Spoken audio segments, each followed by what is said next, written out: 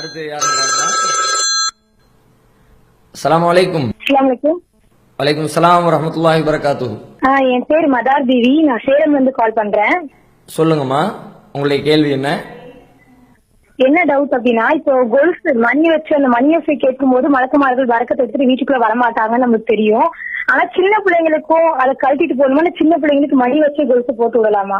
சரி சரி, ஓகே, நல்லது. உங்க கேள்விக்கான பதிலை நீங்க தொலைக்காட்சியில பாருங்க. சரி, இன்ஷால்லா. அஸ்ஸலாமு அலைக்கும். இவங்களுடைய கேள்வி என்னன்னா, கொலுசு அணியலாமா? கொலுசுனா சலங்கை வச்ச கொலுசு. சாதாரணமா கொலுசு அணியலாமான்னா அதுல ஒன்றும் மார்க்கத்துல தடை இல்லை. சலங்கை வச்ச அந்த மணி வச்ச கொலுசு அணியலாமா அப்படின்னு கேட்கறாங்க. அதை அணியக்கூடாது பெண்கள். ஏன்னா குர்ஆன்ல அல்லாஹ் சொல்லி காட்டுகிறான், வலா யضربن بأرجلهن ليعلم ما يخفين من زينتهن.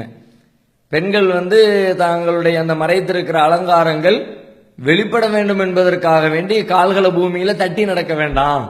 அடிச்சு நடக்கிற அந்த ஓசை தானே பிறரை திரும்பி பார்க்க வைக்குது.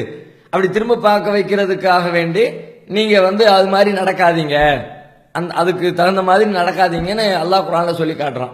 இப்ப மணி ஓசையோட நாம கொலுசு போட்டுட்டு போனாங்கன்னா அது அந்த மாதிரியான திரும்பி பார்க்க வைக்கும், பிறருடைய கவனத்தை நம்ம பக்கம் திருப்பும். அதனால அவங்க இந்த மாதிரியான பெண்கள் மணி வைத்திருக்கிற ஓசையோடு இருக்கக்கூடிய அந்த கொலுசை தவிர்த்து விட்டு சாதாரண கொலுசுகளை அணிந்து கொள்ளலாம். மார்க்கத்தில் தப்பு கிடையாது. குழந்தைகளுக்கு அணிவிக்கலாமா அப்படின்னு சொல்லி கேட்கிறாங்க. குழந்தைகளை பொறுத்த வரைக்கும் அவர்கள் பருவ வயது அடைகிற வரைக்கும் அவர்கள் மேல எந்த குற்றமும் எழுதப்படாது. இது பொதுவான விதி. பைத்தியக்காரர் அவன் செய்கிற காரியத்துக்கும் குற்றம் எழுதப்படாது. ஏன்னா அவன் விளங்கி புரிஞ்சு செய்யல. அது மாதிரி ஒரு குழந்தைக்கும் அது பருவத்தை அடைகிற வரைக்கும் அதுக்கும் குற்றம் எழுதப்படாது. ஏன்னா அதை விளங்கி செய்யறதே இல்லை, மற்றவங்க செஞ்சு விடுறதுதான் குழந்தையின் மீது. அதனால குழந்தைக்கு எந்த குற்றமும் இல்லை.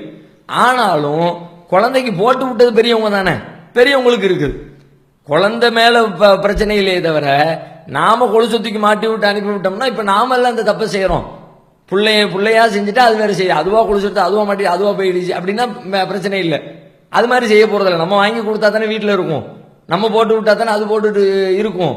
அப்ப நாம போட்டு விடும் பொழுது நாம குற்றவாளிகளாக ஆகிவிடுவதற்கு வாய்ப்பு இருக்கிறது. ரெண்டாவது, சின்ன வயசுல எதை பழக்கிறோமோ அதுதான் பெரிய பிள்ளைங்களை ஆன பிறகும் நடைமுறைக்கு வரும்.